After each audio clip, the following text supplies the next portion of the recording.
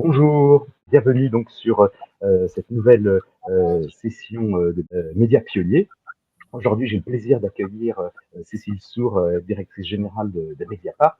Et Mediapart est vraiment très intéressant. Je souhaitais vraiment avoir cette discussion avec Cécile Sour parce que il y a plein d'enseignements. Voilà, 14 années de rentabilité pour un média lancé en 2008, donc c'est vraiment très inspirant.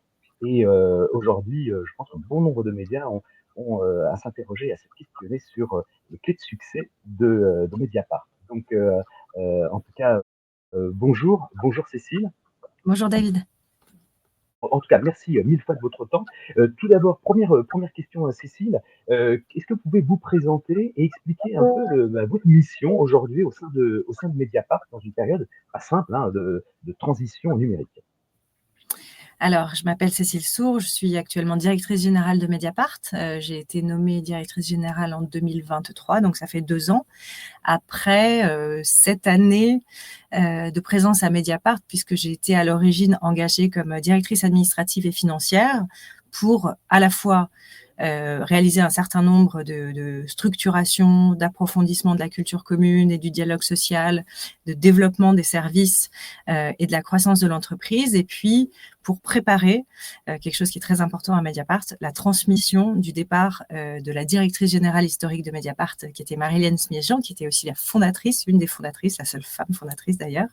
Et donc, on a préparé sur le temps long cette transmission de direction générale, tout comme d'autres transmissions ont été préparées depuis, puisque Edoui Plenel, le dernier fondateur emblématique de Mediapart, a laissé sa fonction de président il y a 1 an également. Très bien. Et Mediapart est donc vraiment, en matière d'abonnement numérique, une vraie référence. Aujourd'hui, comment s'explique effectivement, selon vous, cette solidité dans le temps du modèle Mediapart? Alors, on l'explique à notre façon, déjà par, il faut rappeler, en fait, le pari initial de Mediapart, quand Mediapart se lance en 2008. C'est un moment où toute la presse en ligne est accessible gratuitement et où la plupart des experts de l'époque disent qu'il faudrait être tout à fait fou pour lancer un média basé sur l'abonnement. Or, les fondateurs, qui étaient d'anciens journalistes du Monde, notamment, ou de Libération, avaient la croyance ferme que des gens seraient prêts à payer pour de l'information inédite, vérifiée, de l'investigation, des révélations qui ne seraient pas accessibles autrement. Et donc, ils ont lancé Mediapart en 2008 sur ce pari. Les 2 premières années ont été compliquées parce qu'il fallait quand même trouver ce public. Et puis, à partir de 2010-2011, avec l'affaire Bettencourt puis l'affaire Cahuzac, les abonnements n'ont été qu'en augmentation. Ils sont encore en augmentation aujourd'hui. Et quand on regarde ces 17 années, on explique, nous, ce succès par la crédibilité acquise au fil du temps, le fait aussi de mettre le journalisme au cœur de la proposition, c'est-à-dire qu'il y a une exigence journalistique très importante dans le travail qui est réalisé, un journalisme qui est d'intérêt public, de révélation de faits qui autrement seraient dissimulés. Et on se rend compte que depuis le début, il y a des gens qui sont abonnés quand même depuis 2008 non-stop, et progressivement, de plus en plus de gens se sont abonnés à Mediapart, et on sent que c'est à la fois pour lire les contenus de Mediapart, et c'est plutôt heureux, mais c'est aussi pour soutenir ce type de journalisme d'investigation, puisque les gens se rendent compte que si Mediapart et certains confrères évidemment ne se saisissent pas de certains sujets, alors certaines réalités resteront cachées. Or, elles sont d'intérêt public, et on voit que Mediapart a au fil du temps révélé un certain nombre d'affaires et de faits qui ont conduit à des évolutions fortes de la société. Donc, on estime que c'est cette crédibilité journalistique d'une part, et puis le pari initial qui a été fait aussi d'un journal participatif. Donc c'est pour ça que Mediapart s'appelle Mediapart participatif, puisque dès le départ, on a eu l'idée de créer une plateforme de blogs associés. Il faut savoir qu'aujourd'hui, les blogs ont disparu d'à peu près tous les autres journaux, en estimant que le journalisme, c'est aussi un levier pour le débat démocratique, et que donc, à côté du journalisme professionnel qui est réalisé à Mediapart, on aurait cet espace disponible pour les abonnés, pour pouvoir écrire eux aussi des choses, révéler des choses, donner des témoignages, des analyses, etc., et créer ainsi du débat public. Donc c'est vraiment le journalisme comme enjeu démocratique dans une société qui fonctionne correctement. Et on pense que voilà, le succès, c'est un petit peu l'alliance de ça, de cette crédibilité journalistique, de la participation et puis aussi d'une forme de transparence qui est très grande chez nous, puisqu'on estime qu'on ne peut pas demander la transparence aux puissants qui nous gouvernent et ne pas être tout à fait transparent nous-mêmes sur ce qu'on fait et comment on travaille. Alors, ce que je trouve passionnant dans ce que vous racontez, c'est qu'au moment où tous les médias se posent la question du modèle d'après, de la transformation numérique et du modèle payant, tout le monde se focus généralement sur la technique, les paywalls. Et quand je vous entends, finalement, bah, vous parlez pas de paywall. C'est pas le paywall qui a sauvé Mediapart, mais finalement, vous parlez de contenu, de journalisme, de révélation, d'investigation, bah voilà, du cœur de ce qui fait l'intérêt du journalisme aujourd'hui. Rien de plus, j'allais dire. Bien plus que ça, parce que vous faites en plus de la participation. Mais finalement, vous ne faites que du journalisme. Alors, en fait le journalisme est vraiment au cœur de la proposition de Mediapart. Et ça, c'est un choix clair, radical depuis le début, sur lequel on n'a fait aucune compromission. Après, on a quand même diversifié un peu notre activité, mais toujours en dérivant du cœur de ce qu'on sait faire, c'est-à-dire le journalisme. Ça ne veut pas dire qu'on n'a pas évidemment des équipes techniques, marketing, etc., qui réfléchissent à des outils pour nous aider à convertir nos audiences en abonnements et à attirer de nouvelles audiences aussi.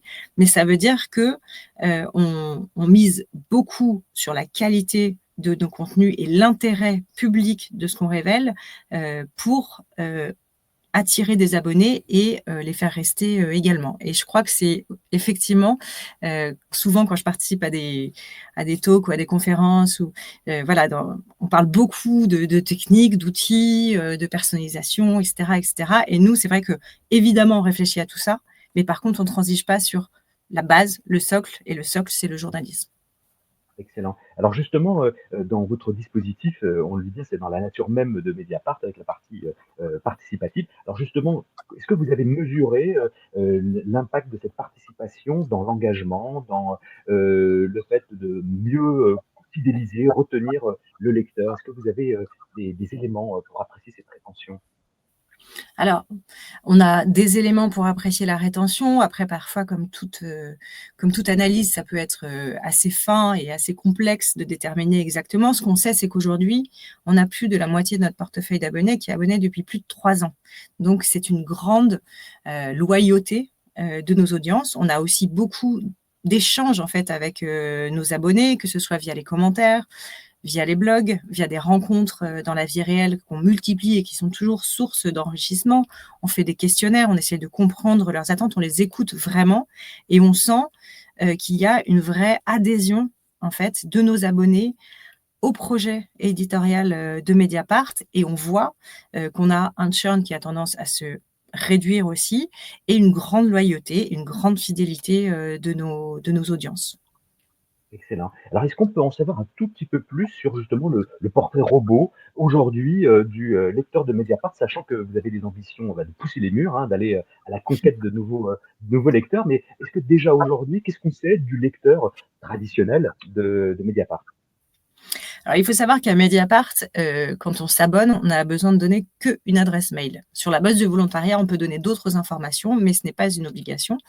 Donc, pendant très longtemps, on a fait plutôt des petits questionnaires sur des questions précises qu'on se posait. Et puis, l'été dernier, on a lancé une grande enquête auprès de nos audiences, abonnés et non abonnés, pour en savoir un peu plus sur eux, elles, et sur leurs attentes.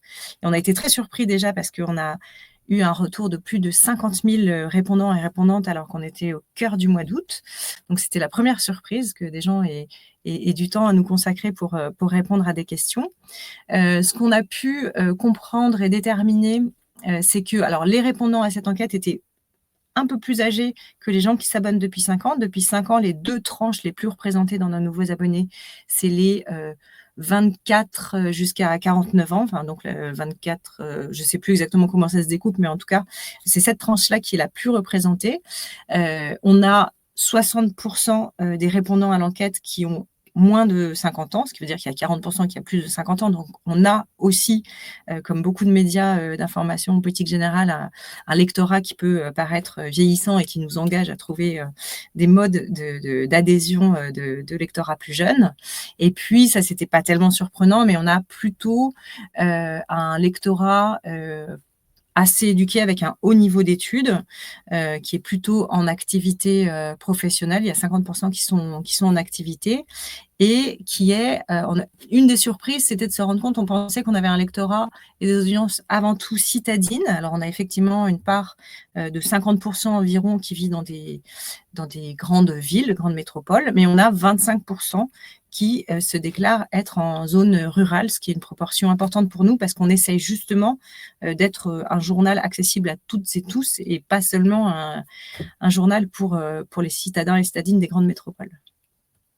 Très bien. Alors, comme vous l'expliquez, c'est que vous n'exigez pas de vos abonnés de vous donner un tas d'informations. Donc, il y a une certaine, finalement, insuffisance de data. Et malgré tout, ça ne vous empêche pas d'avancer, de réussir à bien cerner les attentes pour réussir voilà, à les engager. Est-ce que vous avez voilà, sur ces enjeux de data, est-ce que vous avez des projets ou une volonté d'en savoir encore un peu plus? Alors, sur la data, effectivement, on essaye de se servir de plus en plus de nos données, de mieux les exploiter, de mieux les analyser et on avance considérablement sur ce sujet. On essaye aussi de développer de plus en plus les interviews utilisateurs, d'être au cœur de l'expérience utilisateur sur nos produits, de manière à améliorer sans cesse les produits qu'on propose et l'écrin dans lequel on propose nos informations.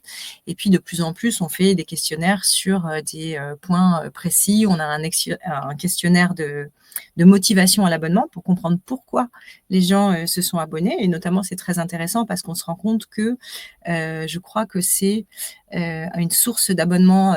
La vidéo est une source d'abonnement importante chez les plus jeunes générations. Donc, des gens qui rentrent par la vidéo, qui consultent nos vidéos qui sont souvent en accès libre, qui nous connaissent ainsi et qui vont ensuite vers l'abonnement. Donc, on multiplie les questionnaires en fait pour mieux comprendre leurs attentes, les motifs de résiliation évidemment aussi, et s'adapter sans cesse pour mieux les fidéliser. Ah, excellent. Et alors, justement, dans cette phase où vous réfléchissez à pousser les murs, à élargir votre fichier d'abonnés, vos lecteurs, aujourd'hui, comment finalement cette stratégie pour toucher les moins de 30 ans se précise? Quels sont un peu vos axes sur lesquels vous travaillez pour mieux satisfaire voilà, une partie du lecteur qui est compliquée, hein, parce qu'ils sont sollicités, ils ne sont pas totalement satisfaits par les médias mainstream. Donc, comment vous envisagez justement de relever ce défi du lectorat nouveau, du jeune lectorat? Alors, je pense que comme beaucoup, on tâtonne et on expérimente. Ce qui nous pousse, à investir ces audiences-là, au-delà du fait que c'est quand même le futur pour nous en termes d'abonnement, c'est, déjà la rencontre. En fait, on fait beaucoup de rencontres, dans la vraie vie et à chaque fois, les salles sont pleines de gens jeunes qui sont pas forcément abonnés, mais qui connaissent Mediapart et qui ont un intérêt pour, le journalisme, pour, nos positionnements aussi, pour les thématiques, qu'on traite plus particulièrement. Je pense, à la crise climatique, aux violences sexuelles et sexistes, on fait aussi des enquêtes sur, des nouveaux types de personnages comme des influenceurs et cetera. Donc on sent qu'on a des thématiques qui sont en résonance avec les aspirations et les questionnements d'une partie, de la jeunesse. Parce que je pense pas que la jeunesse puisse se résoudre à un tout, bien au contraire.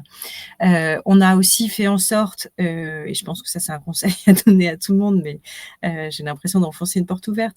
Il faut rajeunir les rédactions aussi si on veut pouvoir correspondre et parler aux plus jeunes générations. Il faut avoir des rédactions et des services non journalistiques jeunes qui comprennent les nouveaux usages, qui comprennent les nouvelles tendances et qui peuvent proposer aussi de l'innovation et de l'expérimentation de ce point de vue-là. On a développé des formats comme une émission Twitch toutes les semaines qui explique les coulisses des enquêtes journalistiques, qui vient en dialogue direct avec les personnes, répondre aux questions sur comment on travaille, donner des précisions sur telle ou telle enquête. On fait aussi des partenariats avec des créateurs et des créatrices de contenu pour nous aider aussi à expliquer via de nouveaux formats comme le dessin ou la vidéo, populariser nos enquêtes auprès de ces audiences-là. Je crois que j'en oublie parce qu'on fait quand même beaucoup de choses, mais on expérimente tous ces types de nouveaux formats, de nouvelles actions pour se rendre connus, développer notre notoriété auprès des audiences plus jeunes et ensuite les inciter à l'abonnement. On est aussi très présent dans les bibliothèques universitaires, dans les médiathèques, dans les lycées, etc. On essaye de se développer de ce point de vue-là parce que notre intérêt, c'est qu'un jour, quand ils auront les moyens de s'abonner à un journal d'information générale, ils choisissent Mediapart en priorité. Et puis, on a vraiment tous nos formats vidéo, comme je le disais un petit peu plus tôt, qui sont pour la plupart en accès libre et qui, du coup, ont une certaine audience parmi les jeunes. Alors, on a notre émission À l'air libre, qui est une émission de décryptage, d'analyse, de compréhension de grands enjeux d'actualité et de société, qui est très connue auprès d'une partie de la jeunesse et qui contribue à populariser nos contenus. On fait des formats plus courts, des petites enquêtes, reportages plus courts. Et puis, on a aussi d'autres expérimentations un peu plus importantes, comme le documentaire qu'on a sorti en salle en début d'année, Personne n'y comprend rien, au sujet de cette enquête tentaculaire sur l'affaire Sarkozy-Kadhafi, qui est actuellement, qui a fait l'objet d'un procès en début d'année et qui aura son verdict à l'automne. On s'est dit comment expliquer à tout le monde, et notamment aux jeunes générations qui n'ont pas connu cette période, puisque ça remonte déjà longtemps, cette affaire qui est très complexe et qui en même temps est peut-être un des plus gros scandales de la Ve République. Et donc on a choisi de faire un documentaire qui est sorti en salle, qui a été financé intégralement par les dons. Il y a 10 000 personnes qui ont choisi de participer au financement de ce film. On a récolté plus de 500 000 euros. Et on a eu la surprise en salle d'avoir plus de 150 000 spectateurs dans les cinémas, ce qui pour un documentaire est une performance tout à fait remarquable. Et donc voilà, on expérimente des formats qui expliquent notre travail, qui popularisent un certain nombre de sujets qui nous tiennent à cœur, et on espère ainsi toucher plus de monde, et notamment les plus jeunes générations. Très bien. Et en vous écoutant, finalement, votre métier, mais vous êtes des animateurs de communauté, que ce soit dans la vraie vie, que ce soit en ligne, mais votre finalité, c'est finalement animer une communauté d'une certaine manière. Tout à fait. Alors, je crois qu'on est conscient d'avoir une communauté assez loyale, intéressée, Mhm, soutenante, mhm. et c'est très important pour nous. On a bâti tout ce projet sur le lien direct avec les abonnés, à la fois par les blogs, par les commentaires, par les rencontres en direct, en rendant très souvent des comptes aussi, puisque comme nous sommes financés à 99% par l'abonnement, les gens à qui on rend des comptes, ce sont nos abonnés. Non pas pour qu'ils nous dictent notre ligne éditoriale, là n'est pas la question et ils n'essayent pas d'ailleurs, mais pour leur dire, voilà, vous financez le journalisme, voilà ce qu'on fait de votre argent, voilà sur quoi on investit, voilà comment on a enquêté. Et tous les ans, on a une conférence de presse et une publication d'un blog, d'un billet de blog sur lequel on partage tous nos résultats financiers parce qu'on considère que c'est normal de rendre compte à ceux qui nous financent de notre travail. Et on explique très souvent, on passe du temps effectivement à animer cette communauté, à la fois en expliquant notre travail, en les faisant participer de plus en plus à des projets comme on l'a fait pour le projet de documentaire Personne n'y comprend rien, et puis en les invitant à venir nous rencontrer dans la vie réelle. D'ailleurs, on a un grand festival, notre grand festival annuel qui se tient ce samedi au Fort d'Aubervilliers. On a déjà plus de quasiment 5000 personnes, je crois, qui ont pris des tickets pour venir à la rencontre de l'équipe de Mediapart. Donc c'est très enthousiasmant et c'est là qu'on se rend compte à quel point le travail de Mediapart est attendu, soutenu, suscite de l'intérêt. Et c'est là aussi qu'on voit que beaucoup de jeunes générations sont présentes dans ces événements. Excellent. Alors, on voit que les jeunes sont au cœur du dispositif. Alors, quand je vous entends, c'est aussi bien les jeunes que vous recrutez, les jeunes journalistes, mais le public que vous visez. Alors, il y a finalement aussi des valeurs communes que vous devez partager, que vous partagez avec votre communauté, que vous partagez avec les nouvelles recrues. Est-ce que vous pouvez m'en dire un peu plus finalement sur ce socle? Qu'est-ce qui fait ce socle commun entre vous, vos journalistes et vos lecteurs? Alors, je crois qu'effectivement, il y a des valeurs assez claires, un peu radicales peut-être selon le point de vue, qui sont celles de Mediapart depuis sa création et sur lesquelles on n'a jamais transigé. Parmi elles, il y a la transparence, donc la transparence qu'on exige des puissants et aussi celle qu'on s'oblige à donner à la fois à nos lecteurs et à nos lectrices, mais aussi en interne. On a une grande culture du dialogue social, de la concertation. On essaie de susciter autant que faire se peut de l'adhésion sur tous les grands projets qu'on mène. Donc on passe beaucoup de temps à parler à Mediapart. Moi, je rends compte des résultats de l'entreprise au moins une fois par trimestre, mais parfois plus souvent. On explique nos choix devant l'équipe, on explique nos choix à nos abonnés. On essaye vraiment d'être dans cet exercice de transparence. Et puis, on a aussi une forte exigence. On estime qu'en tant qu'entreprise et journal, on ne peut pas écrire des papiers sur des pratiques qu'on dénonce ailleurs et ne pas essayer d'être aussi exemplaire que possible en interne. Ça ne veut pas dire qu'on l'est, hein. On est comme tout le monde, on fait des erreurs et on avance en marchant, mais on essaye d'être vraiment à la hauteur des exigences qu'on impose aux autres en interne, à la fois dans notre pratique, notre politique sociale, l'évolution des conditions de travail. On a mis en place le congé menstruel et hormonal il y a 1 an. On essaie vraiment d'être aussi exigeant que possible sur notre culture interne et de passer beaucoup de temps à partager, et ça je crois que c'est un conseil qu'on peut donner à toutes les entreprises qui partagent nos valeurs en tout cas, bâtir la culture commune et l'entretenir en permanence. Nous, on est une équipe où les journalistes et les services non journalistiques sont dans les mêmes locaux, on est en open space, et ça c'est un choix.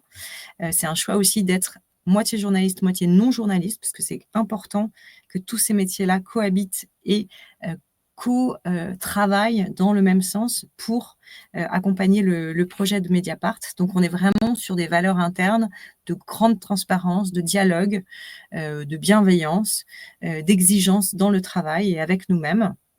Et c'est des choses qu'on partage à la fois en externe et en interne et qui contribuent, je pense, à bâtir une culture commune qui est forte à Mediapart et qui permet à l'équipe d'être un tout soudé dans la même direction où chacun, chacune, qui, je l'espère, est mis à la bonne place, avec les bonnes compétences, la bonne formation et les bons outils de travail, donne le meilleur de ce qu'il ou elle peut faire dans ce cadre, quel que soit son métier. Très bien. Et en plus, votre équipe a doublé depuis 6 ans. Alors comment on maintient l'esprit Mediapart, notamment à travers une structure horizontale, hein, comment on maintient cet esprit-là chez vous avec ce doublement des équipes? Alors c'est pas simple parce que parfois on prend certaines choses pour des évidences quand on est là depuis longtemps. Donc on se rend compte au fur et à mesure que parfois des gens qui sont arrivés plus récemment n'ont pas, il leur manque une partie de l'histoire, ils ignorent certains des combats qui ont été menés, voilà.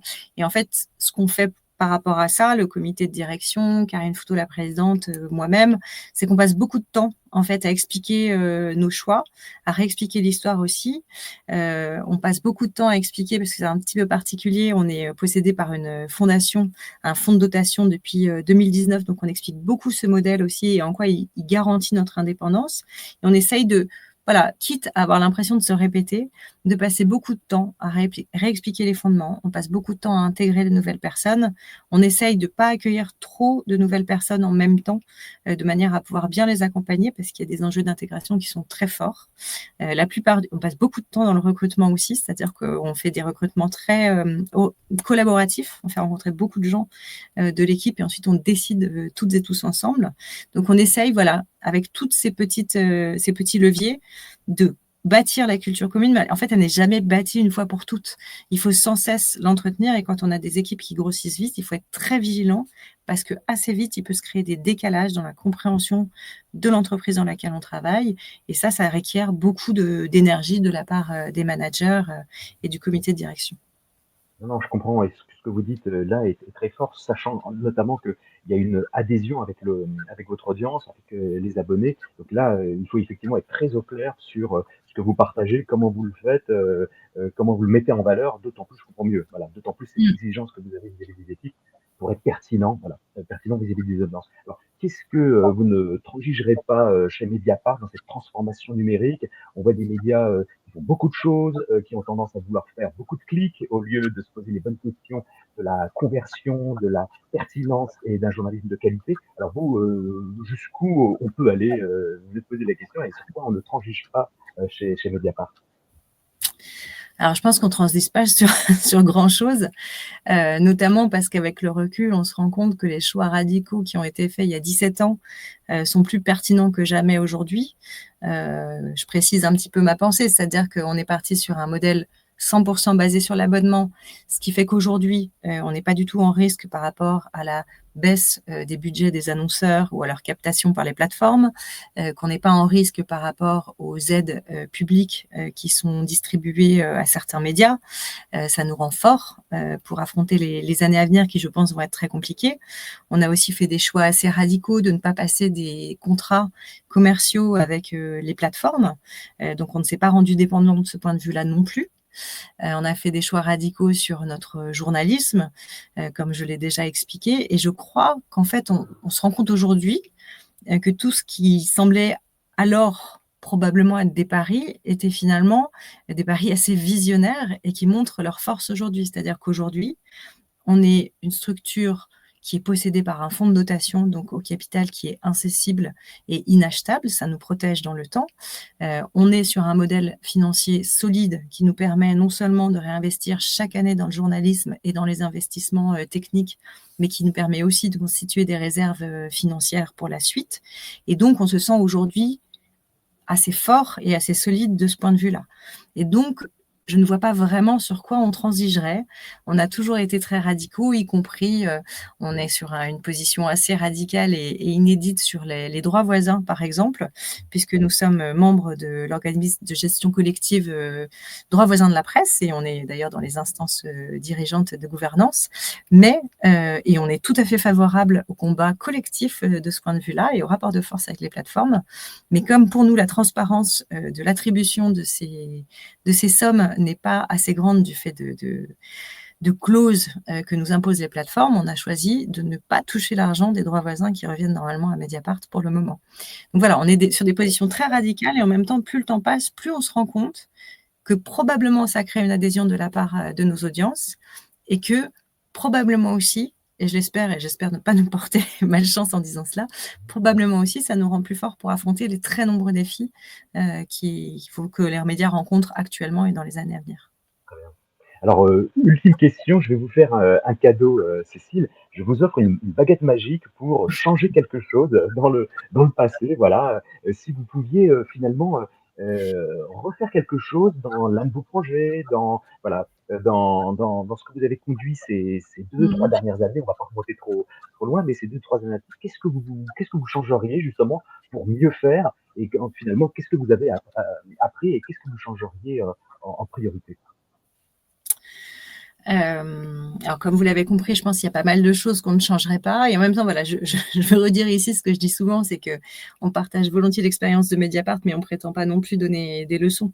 Voilà, on a aussi conscience que probablement qu'il y a eu les bonnes idées à un bon moment avec les bonnes personnes et qu'ensuite c'est un combat de tous les jours pour maintenir ce modèle, mais on prétend pas donner de leçons et si j'avais une baguette magique pour revenir sur quelque chose dans les 2 ou 3 dernières années, je pense que je nous ferai accélérer plus vite sur notre réflexion stratégique sur la vidéo parce que comme je vous l'ai partagé, on fait beaucoup d'expérimentations.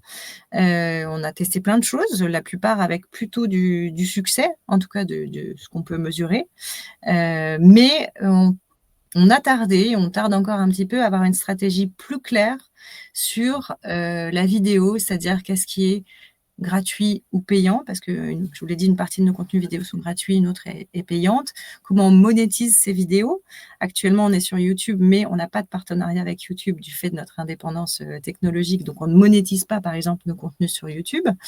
Voilà, tout ce qui est monétisation, clarification des formats, clarification du gratuit payant et clarification de la stratégie des audiences visées et du retour sur investissement qu'on attend.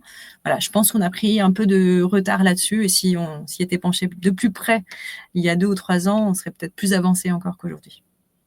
Bon, ben, merci Cécile pour votre franc-parler, pour cet échange. Merci en tout cas d'avoir pris un peu de votre temps. Merci à vous, c'était vraiment très intéressant. Merci d'avoir donné la parole à Mediapart. Merci. Merci à tous et donc je vous remercie aussi d'avoir écouté attentivement cet échange et à très vite pour les prochains épisodes. Merci bien. Au revoir. Au revoir.